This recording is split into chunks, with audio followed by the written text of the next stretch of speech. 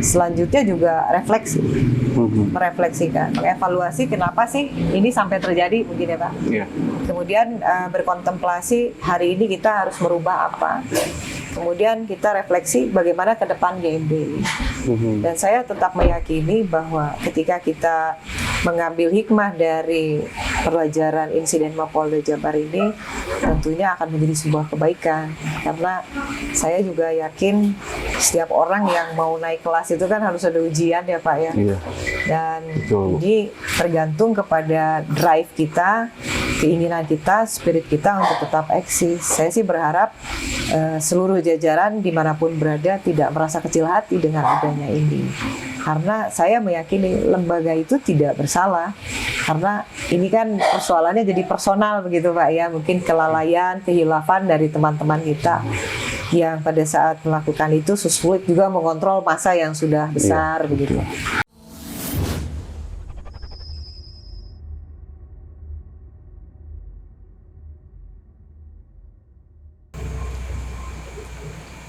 Assalamualaikum warahmatullahi wabarakatuh.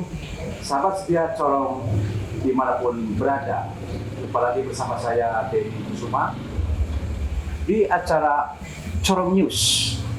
Menurut penilaian masyarakat luar, ini maaf ya Bu ya, yang konon menurut masyarakat di luaran bahwa waktu kejadian itu GMB itu untuk meminta keadilan. Bagaimana cara menyikapinya?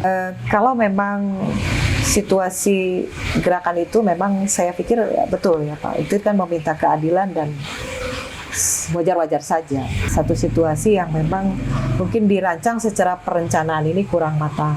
Memang buah transformasi itu saya kira pasti akan membuahkan juga pengorbanan Pak. Di masa transformasi kita itu ada transisi ya Pak ya. Pro kontra itu tidak dari luar Pak, sih dari internal juga ada.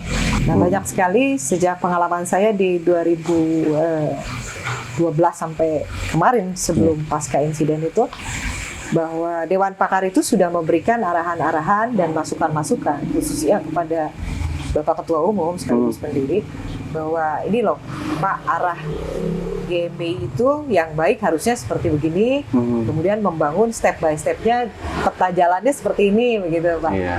Tapi ya hal ini memang terjadi pro kontra juga di internal, sehingga mungkin dirasa lambat untuk melakukan transformasi. Itu ada satu bentuk hal-hal zona nyaman yang seharusnya ini dibuyarkan agar mau untuk menjadi berubah begitu Pak. Apakah transformasi roadmap ini kurang efektif atau gimana Bu? Sebetulnya kalau dibilang kurang efektif tidak juga Pak, karena menurut saya Ketua Umum sendiri itu melakukan ini dengan sebuah revolusioner ya. Waktu kami 2021 melakukan audiensi kepada beliau, hasil-hasil dari rapat analisa dan kajian Dewan Pakar selama 1 tahun sejak 2020, beliau menyambut baik dan langsung melaksanakan itu tanpa ada sebuah jeda lagi begitu. Ketika 2021 itu beliau kami ajukan konsep dari New GBI lah begitu ya Pak ya, konsep reorientasi dan reorganisasinya, beliau secara revolusioner menyambut baik dan langsung menerapkan hal itu di DPP. Namun demikian ya tadi Pak, ini tidak hanya terjadi di GBI, saya kira di setiap organisasi baik itu Ormas, LSM, kemudian partai sekalipun atau mungkin yang lebih besar begitu, pengalaman saya setiap terjadi perubahan itu pasti ada pro kontra. Nah, pro kontra inilah yang mungkin pada saat kemarin pasca mendekati insiden Mapolda Jabar yang kurang terkontrol Pak, sehingga bias-bias ini kurang bisa dimengerti oleh arus bawah, bahwa itikat baik Bapak Ketua Umum itu adalah untuk membawa lembaga ini menjadi lestari kan begitu Pak. Itu yang pertama. Yang kedua, memang kami harus juga mengakui bahwa kultural di GMB ini kuat sekali Pak dengan figur Bapak Ketua Umum. Nah, oleh karena itu Dewan Pakar itu lebih cenderung bagaimana memahamkan dulu pucuk pimpinan, itu baru kemudian memerintahkan ke bawah untuk berubah begitu Pak. Nah, menurut Ibu sendiri bagaimana seorang pemimpin yang bagus atau seorang pemimpin yang bijaksana itu harus seperti apa? Ya, jadi kalau saya lihat Pak di GMB ini dengan masa transisi ini kan ada pro kontra ya Pak ya. Saya melihat dari sejak 2020 lah Pak, 2020 2021 itu ada banyak orang yang keluar dari GMBI, mungkin dengan transformasinya, hijrahnya itu betul, merasa tidak nyaman ya Pak. Iya, betul. Kemudian ada juga yang akhirnya mendirikan organisasi sendiri dan lain-lain. Kalau kami selalu bicara dengan ketua umum juga sepakat bahwa seorang pemimpin sejati itu bukan mencari follower Pak, bukan cari pengikut, tetapi bagaimana seorang pemimpin sejati itu adalah juga melahirkan pemimpin-pemimpin yang baru.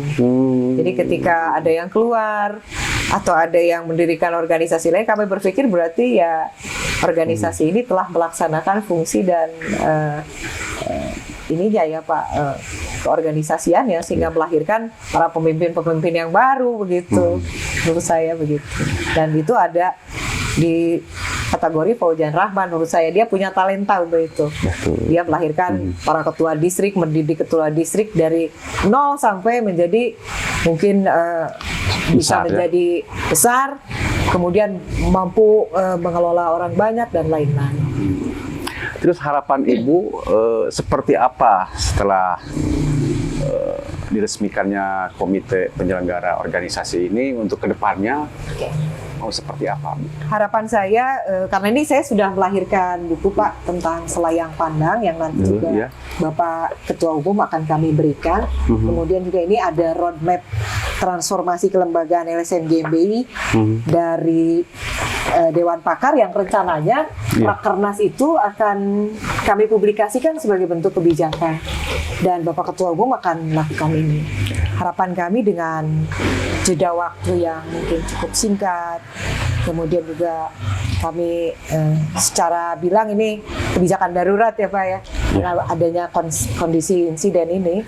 Namun demikian konsistensi dan komitmen kami selaku Dewan Pakar di LSM GMBI tetap melaksanakan ke arah yang sudah disepakati. Kita berharap Bapak Ketua Umum tentunya kembali akan melaksanakan dan menjalankan sistem yang kami bangun untuk kelestarian dan sustainable organisasinya LSM GMBI. Amin. Memang kami juga menginginkan didukungnya kebijakan ini oleh seluruh jajaran di LSM GMBI dimanapun berada. Dan ini saya yakini bahwa ketika GMB ini Bapak Ketua Umum selesai dengan permasalahan, kemudian fondasinya juga sistemnya sudah diperbaiki, kemudian ini bisa dijalankan, otomatis LSM GMB ini kembali ke hitohnya Pak. Karena biar bagaimanapun GMB ini kan LSM Pak, di mana tujuan utamanya bagaimana membangkitkan swadayaan dan kemandirian masyarakat gitu. Mudah-mudahan juga GMB ini bisa menjadi wadah pembinaan, layaknya pembinaan bagaimana junjungan kita Pak Rasulullah. Amin. Mungkin yang tadinya seorang Umar bin Khattab saja bisa jadi khalifah begitu ya. Iya. Dan saya harapkan GMB itu bisa seperti itu. Mudah-mudahan bisa terjadi di LSM GMB. Saya berharap Ketua Umum dan seluruhnya juga mendukung, karena kebijakan komite ini adalah juga merupakan kebijakan yang bervisioner Pak, bukan hanya untuk hari ini, mungkin bagi generasi selanjutnya di GMBI gitu. Baik, terima kasih Ibu Azijah Thalita Dewi telah hadir di Corong News malam ini. Terima kasih. Semoga Ibu selalu sehat selalu ya Bu ya. Terima kasih. Assalamualaikum warahmatullahi wabarakatuh. Baik, sahabat Corong News dimanapun berada, barusan telah berbincang-bincang dengan Ibu Azijah Thalita Dewi selaku Dewan Pakar LSM GMBI yang sekaligus sebagai koordinator komite penyelenggara organisasi. Sampai di sini dulu acara kita. Sampai ketemu di lain kesempatan. Wassalamualaikum warahmatullahi wabarakatuh.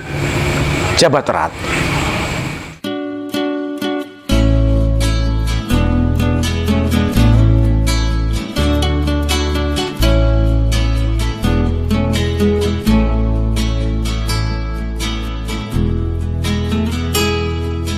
Terima kasih GMBI